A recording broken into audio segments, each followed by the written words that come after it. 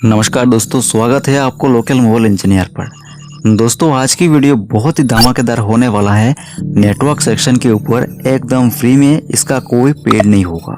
देखिए, नेटवर्क का प्रॉब्लम बहुत सारा होता है, जैसे no service, radio off, emergency, low network, 4G काम नहीं करना और भी प्रॉब्लम। तो आप वीडियो को ध्यान से देखना, सभी प्रॉब्लम का सलूशन मिल जाएगा ब्लॉक डायग्राम के साथ और स्कीमेटिक डायग्राम के साथ भी। तो चलिए ज़्यादा बातें ना करते हुए वीडियो शुरू करते हैं। दोस्तों अगर आप mobile repairing 6 DC to DC IC का कोर्स करना चाहते हैं तो जल्दी संपर्क करें और कोर्स के रिलेटेड सभी जानकारी लीजिए। और डेमो क्लास भी अवेलेबल है दोस्तों। इंटरनेशनल कोर्स फैसिलिटी अवेलेबल है ओनली 549 पे। तो दोस्तों बेसबैंड और नो सर्विस के केस में आपको सबसे पहले क्या क्या काम करना है और किस तरह स्टेप बाय स्टेप काम करके रिपेयर करना है, तो चलिए बताता हूँ। तो देखिए दोस्तों, सबसे पहले मैं आपको IC की पहचान करवा देता हूँ, नहीं तो आगे मैं जब डिटेल पे बताऊंगा तब आपको समझने में दिक्कत होगा। जो लोग IC पहचानते हैं वो लोग स्किप करके आगे बढ़े। तो यहाँ पर देखिए दोस्तों, मैं एक Redmi 8A का मदरबोर्ड लिया है। तो यहाँ पर देखिए मैं गाइडलाइन ओपन किया है ओरियन ई-स्टैक स्कीमेटिक का। तो यहाँ पर जो सेक्शन देख रहे हो आप, ये क्या है कि नेटवर्क सेक्शन है। देखिए यहाँ पर WTR IC है और यहाँ पर जो ये IC है 2G 3G IC है। दोस्तों इसी में ही जो RF कनेक्टर होता है वो कनेक्ट होता है, मतलब RF केबल कनेक्ट होता है और इसी लाइन से ही सिग्नल इन होता है, आउट होता है। तो दोस्तों यह है नेटवर्क सेक्शन। और यहाँ पर देखिए APT सेक्शन है, एक कोयल है, एक IC है और यहाँ पर जो 4G PA है दोस्तों, देखिए यहाँ पर ये 4G PA सेक्शन है।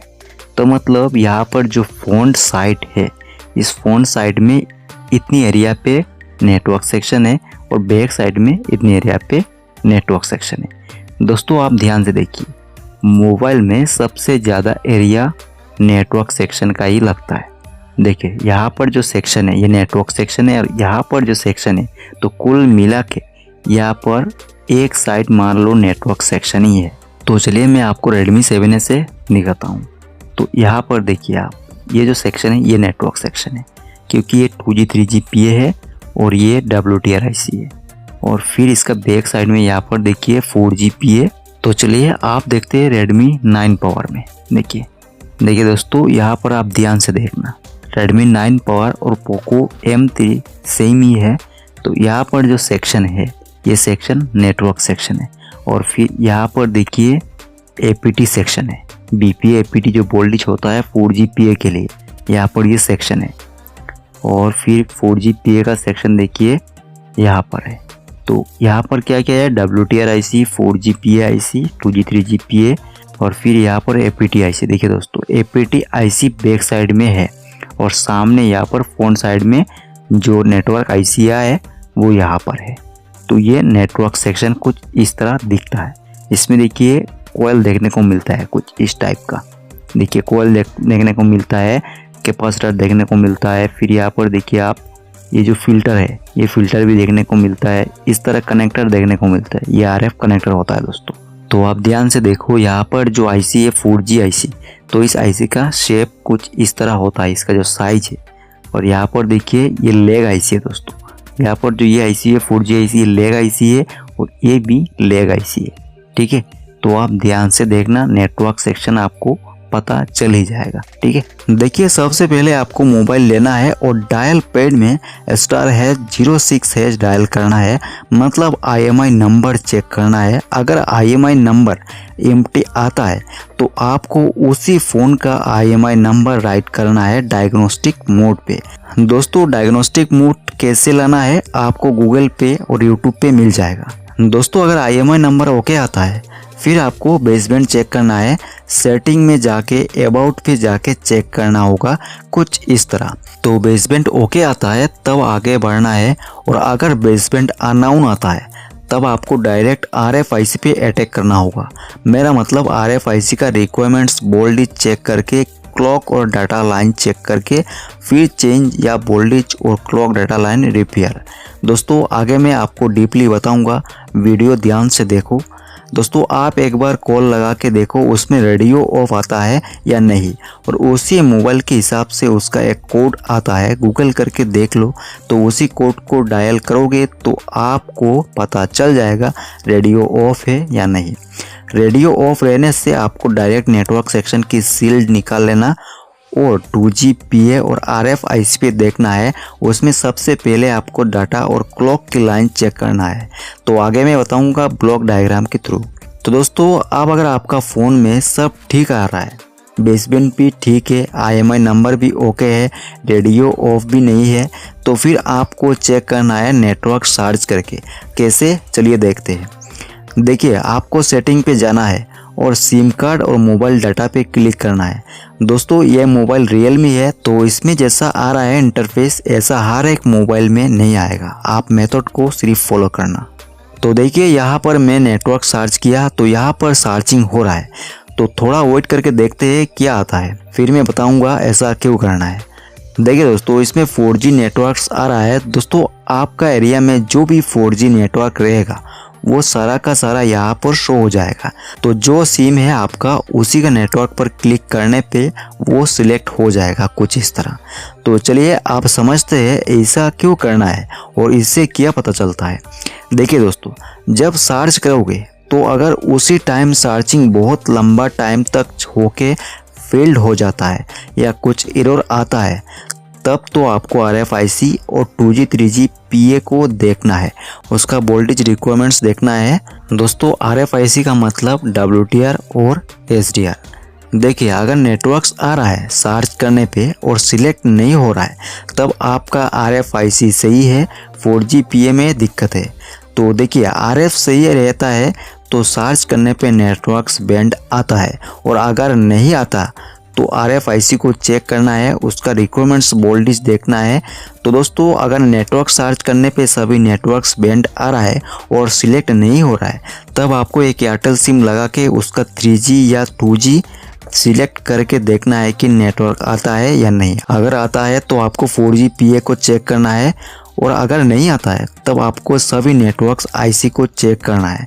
दोस्तों अगर मान लो आपका फ़ोन में सर्च करने के बाद जो 4G की बैंड होता है वो आ रहा है, इसका मतलब जो 2G 3G PA होता है वो सही है और आपका RFIC सही है, यानी कि आपका जो भी प्रॉब्लम है वो 4G IC में हो सकता है। ठीक है, तो अच्छे से डायग्नोसिस करने के बाद ही पता चल पाएगा कि कौन सी IC पे क्या प्रॉब्लम है, लेकिन जो मेथड है उसी को ही फॉलो करना होगा।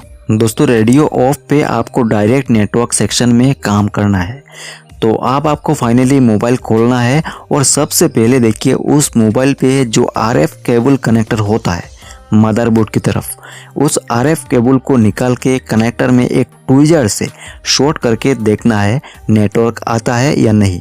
कुछ समय शॉर्ट करके रखना है, जंपर मत लगाना, जंपर से नहीं होगा, स्टेनलेस स्टील ट्विजर से चेक करके देखना है।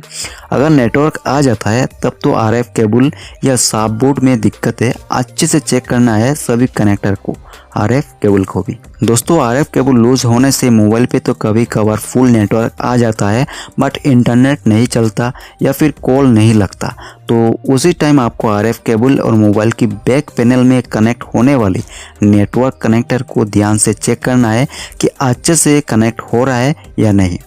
दोस्तों RF केबल ख़राब हो जाए तो आप ईयरफोन की पतली 2 वायर से जंपर कर सकते हो और फोल्डर चिपकने वाले ग्लू से फिटिंग कर सकते हो। देखिए दोस्तों RF केबल और कनेक्टर की वजह से नेटवर्क एक जगह अच्छा आता है और दूसरी जगह बिल्कुल भी नहीं आता, तो उसी केस में आपको RF केबल और RF कनेक्टर पे काम करके देखना है। दोस्तों देखिए RF कनेक्टर की बीच की पिन में ग्राउंड से बीप नहीं आने वाला और ना ही सीरीज में बीप आने वाला, क्योंकि उसी लाइन में IC से कनेक्टर तक सीरीज में PF कैपेसिटर जुड़ा रहता है, इसलिए सेम सॉफ्टबोर्ड में ही PF कैपेसिटर का काम होता है नेटवर्क सिग्नल को पास करना, और PF कैपेसिटर के पीछे कुछ कॉइल रजिस्टर लगा होता है ग्राउंड से। इसका मतलब मदरबोर्ड में ज़्यादा एरिया ग्राउंड का ही होता है, तो ग्राउंड की संपर्क में सिग्नल RX TX होता है, मतलब रिसीविंग और ट्रांसफरिंग। और इस लाइन में कोई भी वोल्टेज नहीं होता है, ओनली फ्रीक्वेंसी। आप बस कनेक्टिविटी चेक कर सकते हो और कैपेसिटर को भी चेक कर सकते हो कैपेसिटर मोड पे स्कीमेटिक डायग्राम से वैल्यू को मिला के। तो चलिए नेक्स्ट देखते हैं। तो दोस्तों इनको भी चेक करने के बाद नो सर्विस आ रहा है, तब आपको सभी वोल्टेज और क्लॉक डाटा 100 इन की लाइन देखना है। तो चलिए देखते हैं ब्लॉक डायग्राम के थ्रू। तो दोस्तों मैं रेडमी की 8A फ़ोन यूज़ करूँगा और ये वीडियो क्वालकॉम की WTR RFIC बेस है, बट मेथड को फॉलो करोगे तो आप किसी भी फ़ोन में काम कर सकते हो। तो देखिए यहाँ पर RFIC जिसको WTR कहते हैं, और फिर देखिए 3G 2G PA, फिर देखिए 4G PA और CPU पावर IC और DC to DC IC और APT IC। दोस्तों आपको तो पता है नेटवर्क सेक्शन कितना बड़ा होता है, तो थोड़ा एडजस्ट करके देखना। तो देखिए सबसे पहले देखते हैं कौन कौन से वोल्टेज जरूरी होता है नेटवर्क सेक्शन में। दोस्तों आपको पता है हार्डवेयर सॉल्यूशन में सभी चीज़ें डिटेल्स में नहीं बताया जाता, तो इसलिए मैं हार्डवेयर सॉल्यूशन नहीं दिखाने वाला, मैं आपको ब्लॉक डायग्राम से समझा के स्कीमेटिक से समझाऊंगा। देखिए दोस्तों DC to DC IC से BPH पावर इन होता है 4G PA में, 2G 3G PA में और APT IC में। APT IC में कोयल से स्विचिंग होता है, तो इसमें आपको 3.3 वोल्ट से 4.2 वोल्ट देखने को मिलेगा उसी टाइम उसी बैटरी की चार्ज के हिसाब से। देखिए दोस्तों BPH power 2G 3G PA में IC की 9 और 10 नंबर लेग पे कनेक्ट होता है। दोस्तों सभी 2G 3G IC में 9 और 10 लेग पे कनेक्ट होता है BPH पावर, चाहे किसी भी ब्रांड का फ़ोन क्यों ना हो। लेकिन दोस्तों MTK में आपको BBET देखने को मिलेगा, क्वालकॉम में BPH पावर और सैमसंग में BBET। देखिए दोस्तों Redmi 8A फ़ोन की मदरबोर्ड में BPH पावर की लाइन में एक 0 ओम रजिस्टर है, ये रजिस्टर ख़राब हो जाए तो जंपर लगा सकते हो। फिर देखिए 4G PA में 8 नंबर लेग पे कनेक्ट होता है, चाहे MTK हो या क्वालकॉम सेम रहेगा। दोस्तों इस लाइन की आजू बाजू में खतरनाक कैपेसिटर देखने को मिलता है। और फिर देखिए APT IC में IC की 1 और 12 नंबर बॉल पे BPH पावर इन होता है। दोस्तों APT IC में अगर BPH वोल्टेज नहीं आता है तो 4G नेटवर्क काम ही नहीं करेगा, और 4G IC में BPH नहीं आता है तब भी 4G नेटवर्क काम नहीं करेगा। तो नेटवर्क सेक्शन में BPH का लाइनिंग खत्म। अब देखते हैं बाकी वोल्टेज को। देखिए BPH लाइन में खराबी ज़्यादातर शॉर्ट सर्किट और वाटर डैमेज में देखने को मिलता है, तो GR वैल्यू लेना ज़रूरी है। BPH में 300 से 500 के बीच GR होना चाहिए। 300 से 100 या 150 कम आएगा तो शॉर्ट सर्किट, शायद ऑटो एम्पियर भी कंज्यूम कर सकता है। अगर DC to DC IC की प्रोटेक्शन उतना हैवी नहीं होता है तो दोस्तों शॉर्ट सर्किट के केस में आप कुछ मोबाइल की बैटरी को पैरेलल जोड़ के शॉर्ट किलर बना के काम चला सकते हो, या फिर आप शॉर्ट किलर मशीन को बाई कर सकते हो। पर शॉर्ट किलर मशीन से लाइन ब्रेक हो सकता है, प्रिंट जल सकता है, ध्यान से इस्तेमाल करना होगा। और DC सप्लाई से तो हैवी शॉर्ट नहीं हटता और फाइंड भी नहीं होता, हल्का फुल्का शॉर्ट निकल जाता है। देखिए अगर फुल शॉट होता है तब तो आपका फ़ोन डेड रहेगा, और अगर नेटवर्क IC लीकेज रहता है तब तो नेटवर्क प्रॉब्लम आएगा।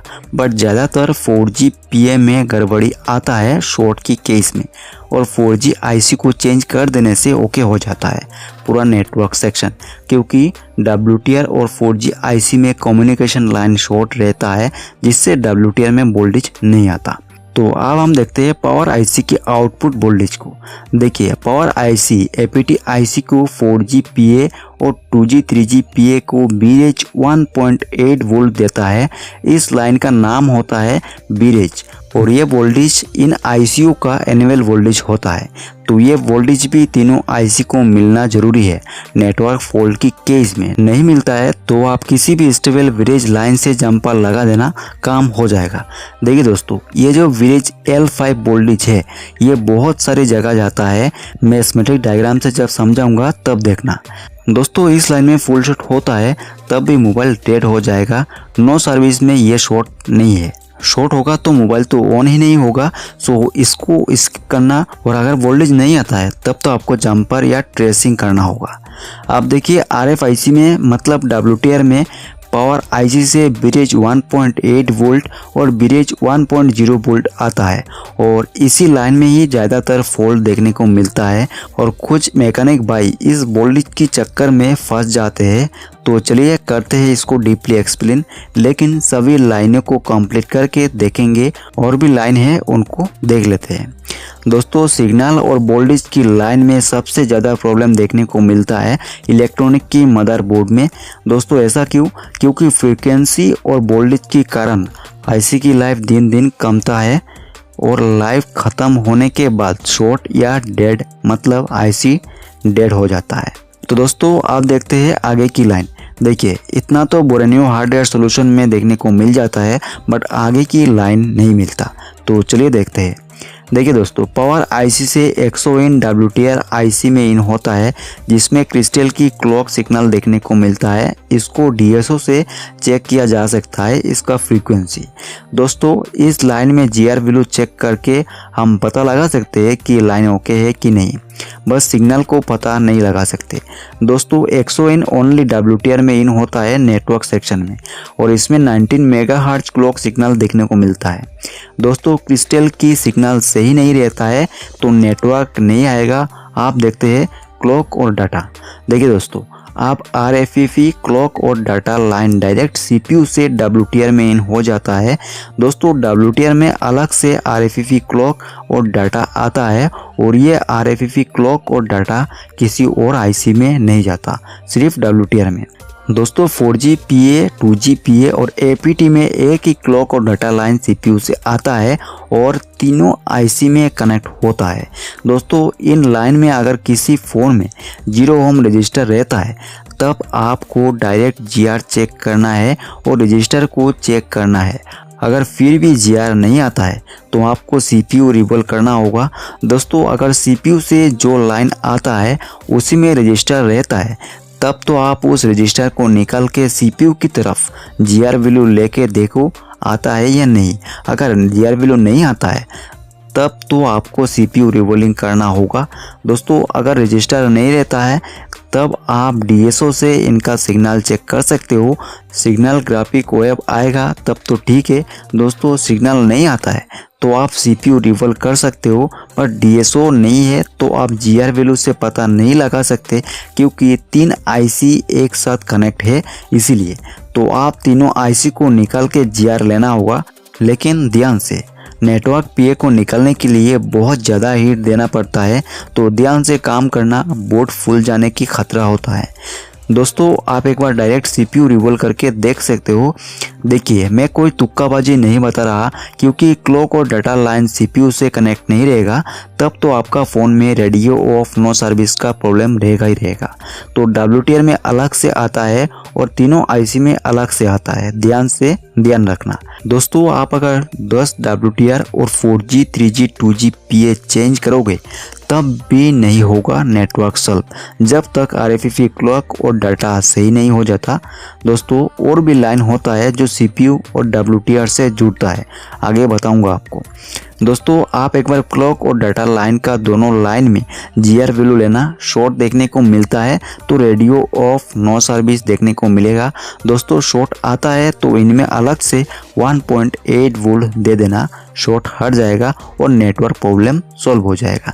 देखिए दोस्तों दोनों लाइन में 1.8 वोल्ट देना, एक में माइनस और एक पे प्लस, और ये वोल्टेज आप कुछ ही सेकंड के लिए देना, 1 सेकंड के लिए देना बस, तब आपका फ़ोन में शॉर्ट हट जाएगा क्लॉक और डाटा लाइन में और नेटवर्क सही हो जाएगा। तो देखिए दोस्तों आपने 2G 3G PA और 4G PA की वोल्टेज रिक्वायरमेंट चेक कर लिया, ओके है, 1.8 वोल्ट आ रहा है, APT वोल्टेज भी आ रहा है और BPH भी आ रहा है।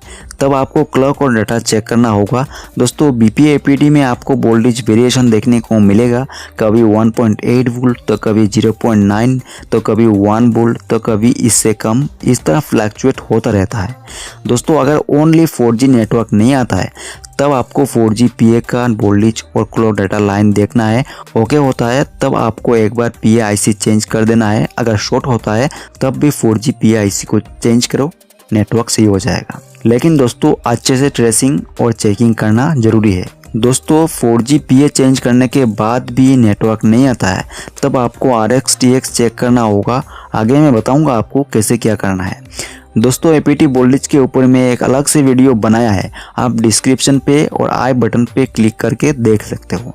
दोस्तों cheap and best graphical animation block diagram video editing course करने के लिए कांटेक्ट करें इस नंबर पे। इंटरनेशनल कोर्स फैसिलिटी अवेलेबल है, बेसिक से एडवांस तक एडिटिंग सिखाया जाएगा।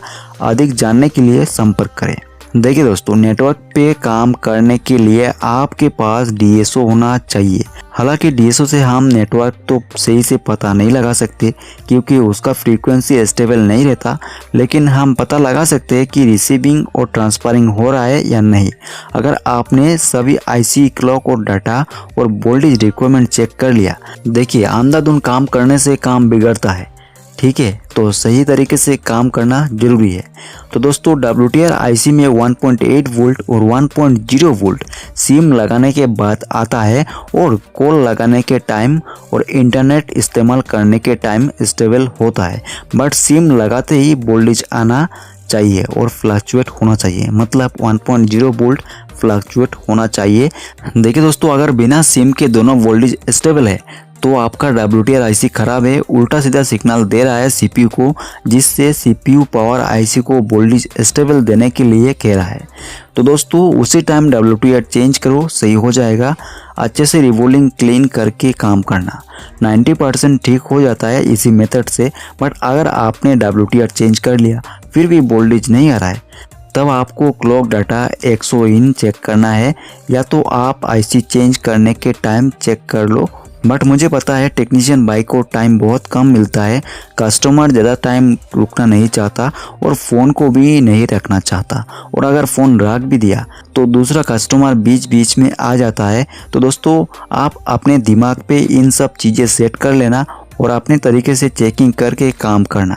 बट WTR चेंज करके नेटवर्क नहीं आता है, तब आपको डीप में चेकिंग करना होगा, ठीक है। कोशिश करना उसी नंबर और ओके कंडीशन वाला WTR IC लगाना। 3 या 4 IC तो कम से कम चेंज करके देखना ही है। दोस्तों WTR IC में 3 वोल्ट पे 1.0 वोल्ट कनेक्ट होता है, बट बहुत टेक्नीशियन भाई सिर्फ कैपेसिटर पे चेक करके फाइनल करते हैं कि वोल्टेज आ रहा है WTR में, वोल्टेज ओके है, WTR ओके है। लेकिन दोस्तों ऐसा नहीं है, जब तक तीनों में वोल्टेज नहीं आ जाता तब तक नेटवर्क नहीं आएगा। और 1.8 वोल्ट एक ही बॉल पे कनेक्ट होता है, तो आपको IC उठा के 1.0 वोल्ट की लाइन का कनेक्टिविटी चेक करना होगा WTR IC का प्रिंट पे। और हाँ दोस्तों, रेडियो ऑफ आ रहा है तो सबसे पहले आपको वोल्टेज चेक करके क्लॉक और डाटा लाइन चेक करना होगा सभी IC का। दोस्तों WTR IC और SDR RF IC की वजह से बेसबैंड अननोन आता है। इन IC का वोल्टेज और क्लॉक डाटा सिग्नल की रिक्वायरमेंट्स ना होने से ऐसा प्रॉब्लम देखने को मिलता है, और वाटर डैमेज में भी सेम प्रॉब्लम देखने को मिलता है। दोस्तों मैं आपको मोटा मोटा बता देता हूँ। नो सर्विस और रेडियो ऑफ कंडीशन में क्लॉक डाटा वोल्टेज इनको चेक करना है। अगर सब ओके है, आपने DSO से चेक भी कर लिया और DSO नहीं है तो आपने GI वैल्यू CPU तक देख लिया, ओके आ रहा है, सब प्रिंट लाइन बराबर ओके है, लेकिन WTR का वोल्टेज नहीं बन रहा है, तब आपको WTR चेंज करना है। और अगर WTR चेंज करके भी सॉल्व नहीं होता है, आपने सभी रिक्वायरमेंट भी देख लिया ओके है, तब पावर IC चेंज करो। दोस्तों फिर भी नहीं होता है, तब तो आपको नेटवर्क सेक्शन में डीपली कूदना होगा। तो आप देखिए दोस्तों, WTR में CPU से 4 डाटा लाइन कनेक्ट होता है और ये बहुत ही इम्पोर्टेंट है।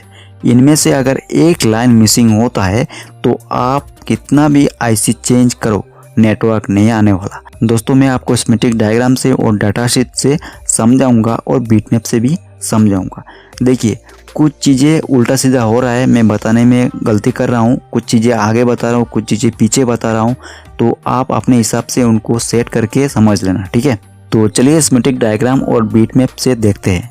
दोस्तों इस तरह deeply DC to DC IC का कोर्स है।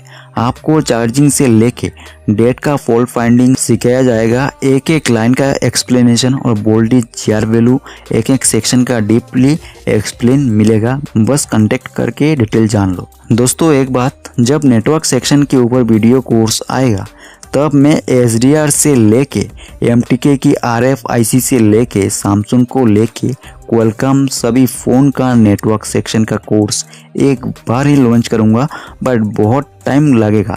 जब कोर्स का अनाउंस होगा तब आप जान जाओगे। ओके, बट फिलहाल अभी इसका कोई पेड कोर्स नहीं है। कुछ भाई की रिक्वेस्ट था नेटवर्क सेक्शन पे एक वीडियो बनाने के लिए, सो मैं बना दिया। तो चले आगे देखते हैं स्कीमेटिक डायग्राम पे।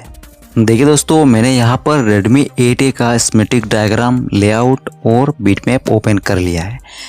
तो यहाँ पर हम अभी देखने वाले हैं कि जो IC जो हमने बताया, जैसे कि हमने देखा कि IC में BPH पावर इन होता है, 1.8 वोल्ट वीरेज इन होता है, फिर WTR में 1.8 वोल्ट वीरेज और 1.0 वोल्ट वीरेज इन होता है, 100 इन होता है। तो ये सब लाइनें स्कीमेटिक डायग्राम में किस तरह फाइंड करना है और किस तरह स्कीमेटिक डायग्राम में देखना है। तो चलिए सबसे पहले क्या है कि लेआउट से हम पता लगाएंगे कि मदरबोर्ड में IC का लोकेशन क्या है। उसी कोड के हिसाब से स्कीमेटिक डायग्राम पे सर्च करेंगे और इसको देखेंगे। तो यहाँ पर देखिए दोस्तों, ये है बैक साइड। तो हमारा IC किस साइड पर है, देखिए यहाँ पर फ्रंट साइड में है। तो यहाँ पर आप देख सकते हो दोस्तों, फ्रंट साइड में देखिए यहाँ पर ये जो सेक्शन है दोस्तों, ये सेक्शन देखिए यहाँ पर दो कनेक्टर है। ये RF केबल कनेक्टर है। तो यहाँ पर देखिए दोस्तों, ये WTR IC है। कैसे पहचाना मैं, यहाँ पर देखिए आप इसके आजू बाजू में बहुत सारा कॉइल लगा हुआ है, और जब आप इसका हार्डवेयर सॉल्यूशन देखोगे तब आपको पता चल जाएगा कि ये WTR IC है। तो इस IC का नंबर देखिए U2500। तो हमें सबसे पहले BPH देखना है। तो BPH देखने के लिए देखिए यहाँ पर WTR में BPH इन नहीं होता है। तो यहाँ पर देखिए U2700, ये क्या है कि 3G 2G PA है, जो नेटवर्क सबसे पहले इसमें इन होता है, फिर ये आगे भेजता है। तो दोस्तों U2700 हम स्कीमेटिक में सर्च करते हैं। देखिए हमने सर्च कर लिया और यहाँ पर देखिए निकल के आया है। तो देखिए दोस्तों, ये जो 2G 3G PA है, तो इस PA का नंबर यहाँ पर मैच हो रहा है, इसीलिए निकल के आ गया। तो यहाँ पर सबसे पहले हम देखते हैं कि BPH पावर इस IC में जो इन होता है। तो देखिए दोस्तों, मैं जो आपको ब्लॉक डायग्राम से बताया कि इस IC का 9 नंबर और 10 नंबर लेग पे इन होता है। तो इन लेगों का नाम देखिए यहाँ पर BVAT, BSW, BCC, BPA।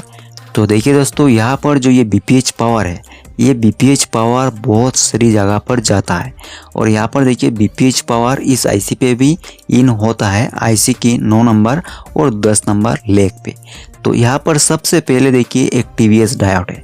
दोस्तों TVS डायोड का सिंबल कुछ इस टाइप का होता है, और फिर यहाँ पर देखिए आप एक कोयल है दोस्तों।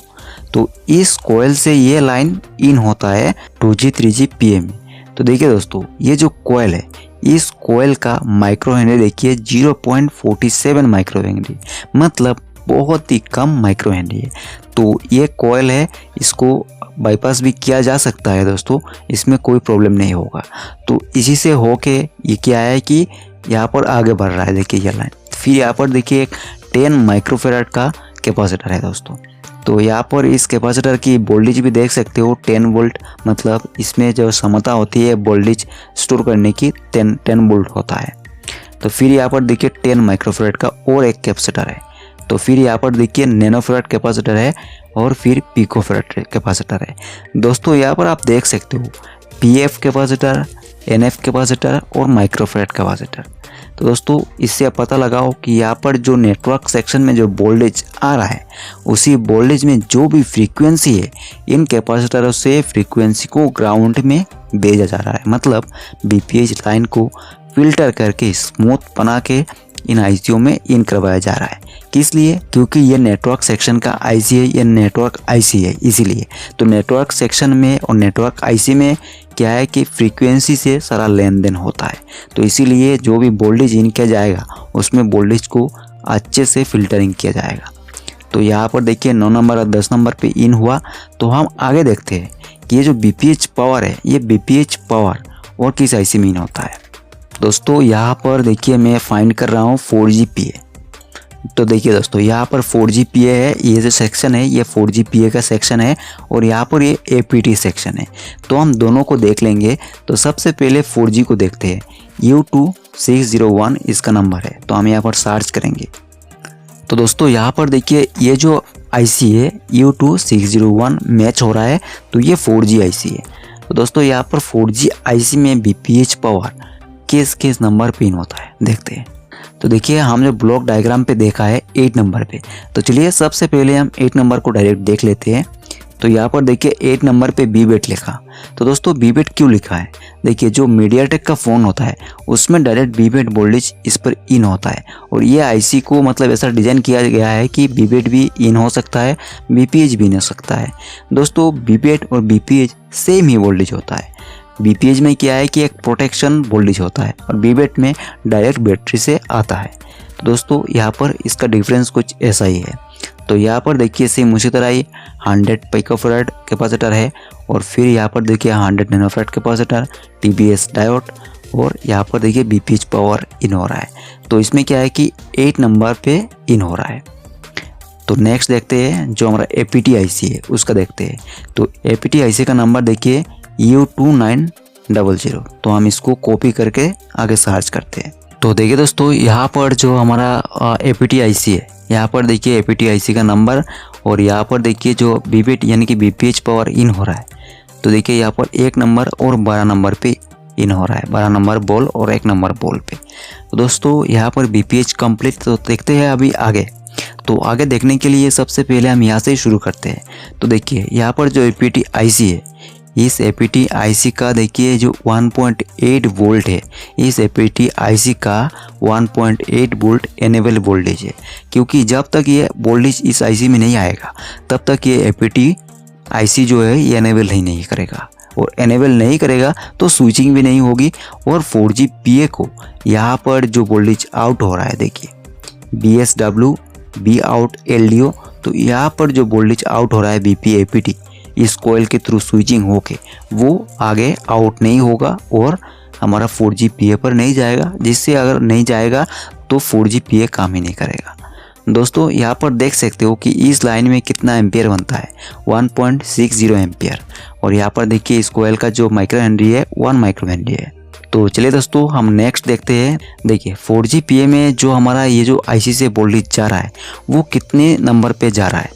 तो यहाँ पर हम सबसे पहले देखने वाले थे क्या, ब्रिज L5 1.8 वोल्ट। तो ब्रिज L5 1.8 वोल्ट को बाद में देख लेंगे। यहाँ पर सबसे एपीटी आईसी का जो वोल्टेज इन होता है 4G PA पे उसको देख लेते हैं। तो यहाँ पर U2601 हम सर्च करेंगे स्मेटिक में और फिर उसमें देखेंगे।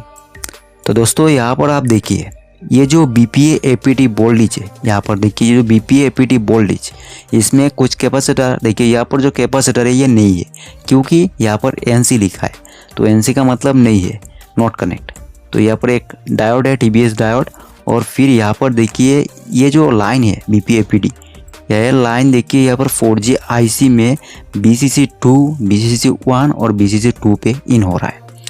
दोस्तों देखिए यहाँ पर जो ये तीनों में इन हो रहा है, इन तीनों में क्या है कि यहाँ पर BPA APT वोल्टेज इन होके ये आईसी को काम करने की ताकत को और ज़्यादा बढ़ा दे रहा है। दोस्तों देखिए 4G PA को इस BPA APT वोल्टेज का ज़रूरत तब पड़ता है जब आप किसी ऐसी जगह पर चले जाते हैं जहाँ पर नेटवर्क टावर बहुत दूर है, जिससे मतलब कि मोबाइल को उस टावर तक पहुँचने के लिए, उस टावर से सिग्नल लेने के लिए बहुत मेहनत करना पड़ता है। तो ये सारा का सारा काम 4G PA करता है। तो इसीलिए उस समय 4G PA को एक रेगुलेटेड वोल्टेज चाहिए होता है। तो दोस्तों ये रेगुलेटेड वोल्टेज ये BPA APT वोल्टेज ही देता है। दोस्तों देखिए किसी फ़ोन में अगर ओल्ड फ़ोन आप देख रहे हो तो उस फ़ोन में 4G PA पे BCC2, BCC1 और BCC2 ये तीनों क्या है कि BPH पावर है, BPH पावर से कनेक्ट है। तो दोस्तों उस फ़ोन में क्या है कि जो बैटरी की बैकअप होता है बहुत ही कम मिलता है, और जो 4G PA है बहुत ही हीट होता है और ख़राब भी होने का चांस रहता है। क्योंकि जब आप ऐसी जगह पर जाओगे जहाँ पर नेटवर्क बहुत ही कम आता है तो जाहिर सी बात है 4G PA काम करना शुरू कर देगा। और ऐसे भी अगर थोड़ा सा नेटवर्क सिग्नल मतलब लो हुआ तो उसमें 4G PA अपना बूस्टिंग करना शुरू कर देगा। तो उसी टाइम क्या है कि ये जो पावर है इसमें कोई लिमिटेड पावर नहीं रहेगा, उसमें BPH का पूरा वोल्टेज रहेगा। दोस्तों इसमें क्या है कि इन तीनों नंबर लेग में अगर आप एक रेगुलेटेड वोल्टेज देते हो उसी टाइम के हिसाब से, सिग्नल क्वालिटी के हिसाब से, बूस्टिंग के हिसाब से, तब भी 4G IC अच्छा काम करता है। तो उसमें किसी फ़ोन में क्या है कि डायरेक्ट BPH या BBAT वोल्टेज दे दिया जाता है। तो दोस्तों ये तीनों भी मिसिंग होगा तब भी प्रॉब्लम है, किसी एक कनेक्ट है और किसी दूसरा कनेक्ट नहीं है तब भी प्रॉब्लम होगा। तो आइए नेक्स्ट देखते हैं। तो दोस्तों आप देखिए जो 4G PA में VRAGE L5 1.8 वोल्ट आता है, तो यहाँ पर देखिए यहाँ पर जो 1.8 वोल्ट है वो कितनी सारी जगह पर जाता है। मतलब ये वोल्टेज एक यूनिवर्सल वोल्टेज है, कहीं पे ही इन होता है। तो यहाँ पर देखिए BIO यानी कि 7 नंबर लेग पे 4G PA पे कनेक्ट होता है। तो दोस्तों BPH पावर लेग के सामने ये 7 नंबर है, तो इसमें ये कनेक्ट होता है। और फिर देखिए यहाँ पर क्लॉक और डाटा। दोस्तों इस लाइन का नाम देखिए RFFE2 क्लॉक, RFFE2 डाटा। तो हम इसको क्लिक करके देखते हैं कि ये CPU से आता है या नहीं। तो देखिए दोस्तों यहाँ पर ये CPU है, तो CPU की जो पार्ट नंबर है ये देखिए U1001E, ये E सेक्शन है दोस्तों। और E सेक्शन में आप यहाँ पर देखिए RFFE2 क्लॉक इन हो रहा है, मतलब यहाँ से ये आउट होता है दोस्तों, इन नहीं आउट होता है। तो ये GPIO सेक्शन है, जनरल पर्पस इनपुट आउटपुट। तो यहाँ से ये सिग्नल जाता है, तो ये कहाँ पर जाता है 4G PA पे और APT IC पे। और फिर क्या है कि जो हमारा 3G 2G PA है उस पर भी ये कनेक्ट होता है। तो देखिए यहाँ पर, तो ये है 2G 3G PA, तो इस पर भी ये कनेक्ट होता है। आप यहाँ पर देखिए RFFE2 क्लॉक और RFFE2 डाटा। और यहाँ पर देखिए सेम VRAGE L5 1.8 वोल्ट। दोस्तों इन तीनों ICO में 4G PA, 3G 2G PA, APT IC, इन तीनों में ये वोल्टेज मिलना ज़रूरी है। नहीं तो आपका फ़ोन में जो रेडियो ऑफ का प्रॉब्लम आ रहा है या नो सर्विस का प्रॉब्लम आ रहा है वो आएगा ही आएगा। ठीक है, तो सबसे पहले आपको इन वोल्टेजों की रिक्वायरमेंट देखना है और इसमें जो भी रजिस्टर लगा हुआ रहेगा, जो भी कैपेसिटर लगा हुआ रहेगा उसको चेक करना है अच्छे से। कैपेसिटर शॉर्ट तो नहीं है, रजिस्टर ओपन तो नहीं है, वो सब चेक करना है और वोल्टेज को चेक करना है। दोस्तों अगर आपका IC की लेग में वोल्टेज नहीं पहुंचता है तो ये लाइन कहीं ना कहीं से ट्रैक मिसिंग हो गया है या कट गया है, तो ये भी आपको ध्यान से देखना है। दोस्तों क्या है कि आपको आई स्कैन करना बहुत ही इंपॉर्टेंट है और बहुत ही बारीकी से आपको आई स्कैन करना ही करना है। तो नेक्स्ट हम देखते हैं WTR IC को। तो देखिए दोस्तों WTR IC को देखने से पहले मैं यहाँ पर आप लोगों को दिखा देता हूँ। देखिए यहाँ पर हमारा DC to DC IC है, ठीक है। तो DC to DC IC से यहाँ पर देखिए जो कोयल है, इस कोयल से स्विचिंग होके BPH आउट होता है। तो यहाँ पर ये IC की तरफ है और यहाँ से ये आउट होता है। तो देखिए दोस्तों यहाँ पर जो BPH पावर कितनी जगह जाता है, और यहाँ पर देखिए मैं आप लोगों को दिखाता हूँ। यहाँ पर जो 4G IC है और ये APT IC है, यहाँ पर देखिए ये कनेक्ट हो रहा है और 4G IC में भी कनेक्ट हो रहा है 8 नंबर पे देखिए। और यहाँ पर जो हमारा APT IC है, इस APT IC में देखिए यहाँ पर ये कनेक्ट हो रहा है 1 और 12 पे, ठीक है। ये 1 है और ये 12 है। दोस्तों नेक्स्ट हम देखिए यहाँ पर देखते हैं जो 2G 3G PA है, इस पर भी ये कनेक्ट होता है। तो आप देखिए यहाँ पर भी ये कनेक्ट हो रहा है। तो यहाँ पर कहाँ पे कनेक्ट हो रहा है, यहाँ पर जो एक कोयल है देखिए, यहाँ पर एक रजिस्टर है, तो इस पर भी ये कनेक्ट हो रहा है। और यहाँ से होते हुए देखिए यहाँ पर ये 2 लेग पे कनेक्ट हो रहा है 9 और 10 पे, ठीक है। तो यहाँ पर देखिए इन लाइन में कैपेसिटर देखने को मिल रहा है, शॉर्ट आता है तो कैपेसिटर को देखना है या IC उठा के आपको चेक करना होगा। तो दोस्तों BPH पावर बहुत सारी जगह पर जाता है, आप शॉर्ट कलर का यूज़ कर लेना, उस टाइम आपको तुरंत ही पता चल जाएगा कौन सा IC शॉर्ट है। तो अभी चलिए हम देखते हैं WTR IC को। तो हम WTR IC का लोकेशन देख लेते हैं। तो यहाँ पर देखिए U2500, तो हम इसको सर्च करते हैं अभी। तो यहाँ पर देखिए ये A सेक्शन है दोस्तों। A सेक्शन में अभी यहाँ पर सबसे पहले देखिए यहाँ पर देखिए 100 इनपुट हो रहा है, ये पावर IC से आ रहा है। तो चलिए हम इसको डबल क्लिक करके देखते हैं। तो देखिए दोस्तों ये हमारा WTR IC से, और यहाँ पर देखिए ये लाइन यहाँ पर एक रजिस्टर से होके इन हो रहा है WTR में। तो यहाँ पर क्या है कि इसका नाम बदल जा रहा है WTR 100 क्लॉक। तो हम इसको क्लिक करके देखते हैं। देखिए दोस्तों यहाँ पर क्या है कि ये पावर IC है PM439, ये पावर IC है। और पावर IC का देखिए 41 वोल्ट में ये कनेक्ट हो रहा है, मतलब यहाँ से ये क्लॉक लाइन आगे जा रहा है। जो WTR का 100 क्लॉक है वो आगे जा रहा है। तो दोस्तों ये क्रिस्टल का क्लॉक है, तो इस क्लॉक में फ्रीक्वेंसी देखने को मिलता है जो कि WTR को चाहिए। अगर नहीं मिलता है WTR को, अगर यहाँ पर जो ये रजिस्टर है, ये रजिस्टर ओपन हो जाता है, या फिर यहाँ पर जो कैपेसिटर लगा हुआ रहता है ये कैपेसिटर भी ओपन हो जाता है, तब भी आपका फ़ोन में नेटवर्क का इशू होगा ही होगा। तो दोस्तों देखिए यहाँ पर PF कैपेसिटर लगा हुआ है, मतलब पिकोफैराड। तो पिकोफैराड नैनोफैराड कैपेसिटर से इसका वैल्यू भी बहुत कम होता है, जिससे क्या है कि इसमें से फ्रीक्वेंसी बहुत ही फास्टली क्विकली अप डाउन कर सकता है, आता जाता है, इससे कोई प्रॉब्लम नहीं होता। तो यहाँ पर देखिए RFEP क्लॉक और RFEP डाटा। तो ये जो डाटा लाइन है, ये क्लॉक लाइन है ओनली WTR के लिए।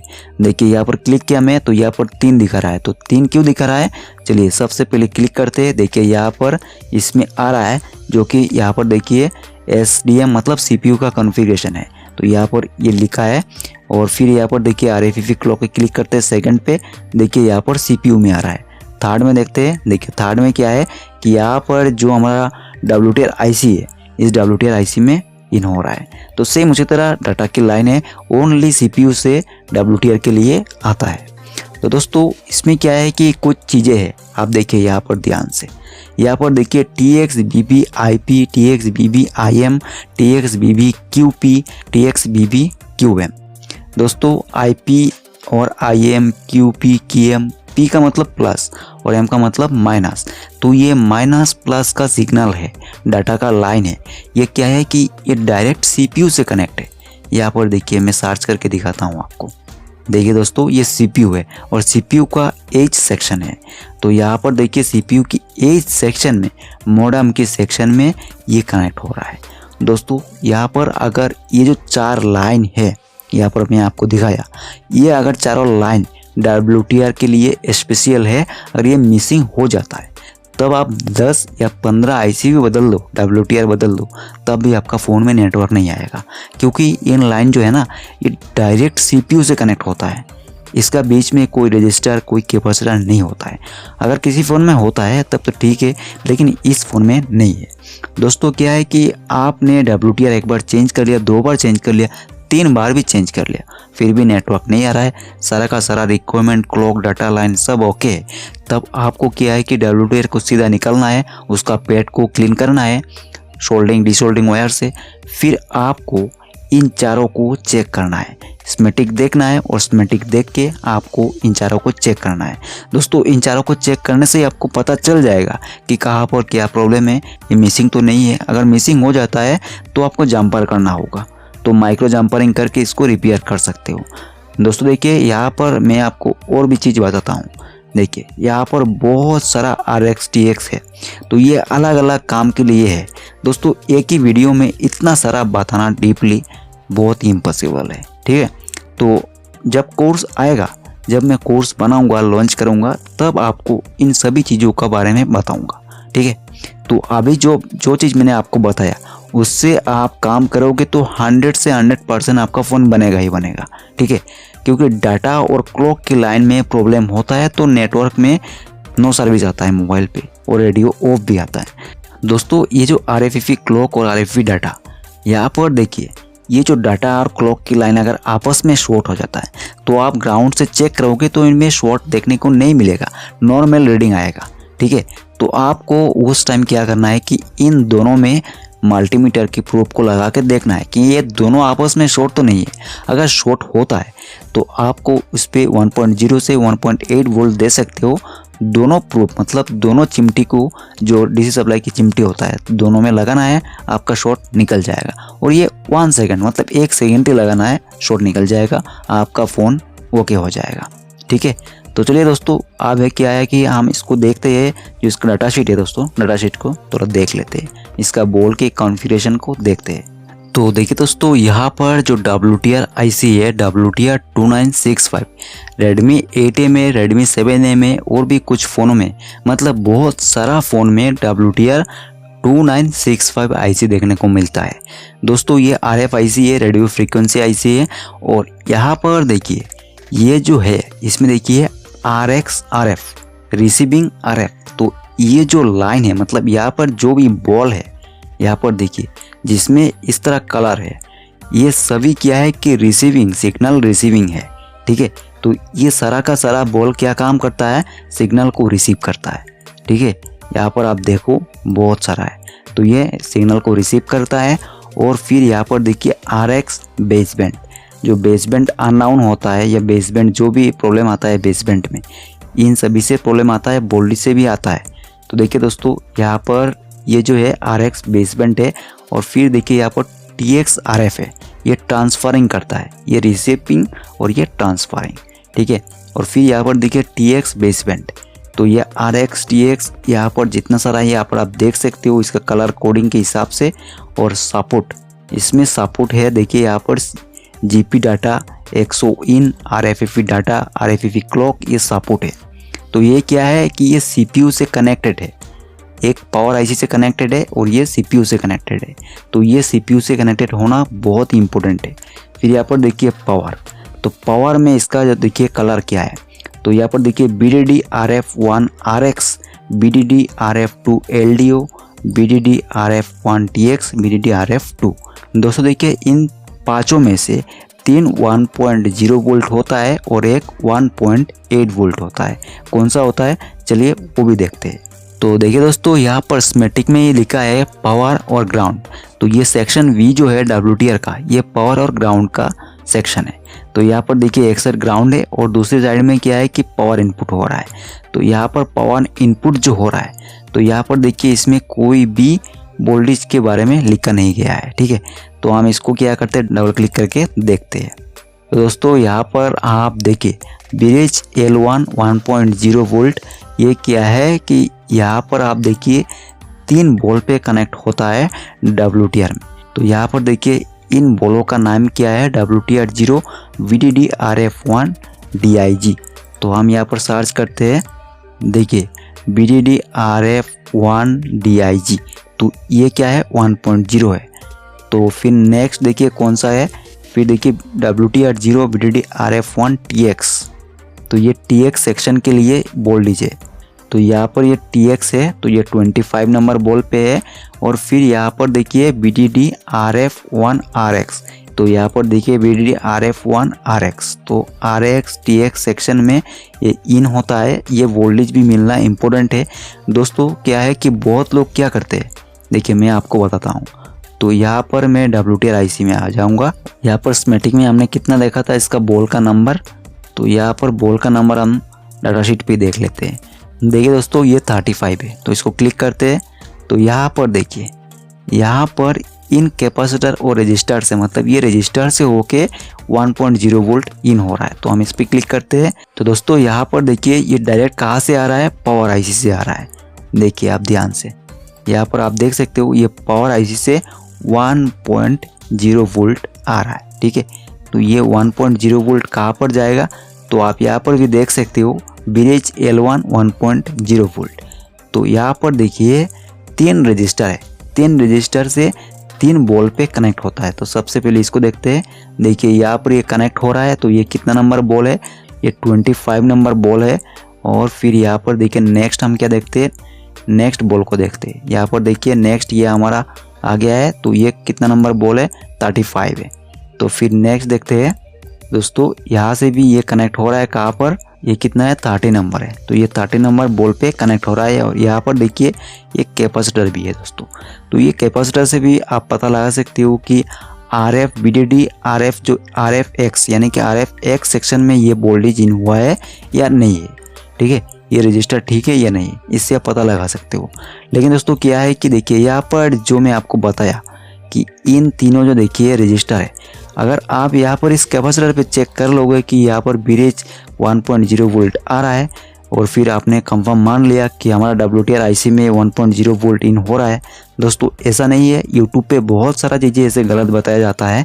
तो आपको क्या करना है कि स्कीमेटिक डायग्राम को देखना है, और फिर उसमें जो भी कनेक्शन है, जो भी इस 1.80 वोल्ट में रजिस्टर है या डायरेक्ट लाइन है, उसको फॉलो करना है। अगर उसका स्कीमेटिक डायग्राम नहीं होता है तो आप मैन्युअली ट्रेसिंग करके देख सकते हो, ठीक है। तो दोस्तों कुछ इस तरह आपको भी फाइंड करना होगा। और यहाँ पर देखिए डाटा शीट भी है, डाटा शीट भी पढ़ सकते हो आप, और उससे भी बहुत कुछ जान सकते हो। देखिए बहुत चीज़ें इस WTR से रिलेटेड लिखा है। तो तो आप पढ़ के जान सकते हो। तो दोस्तों मिलते हैं नेक्स्ट वीडियो पे, तब तक के लिए बाय।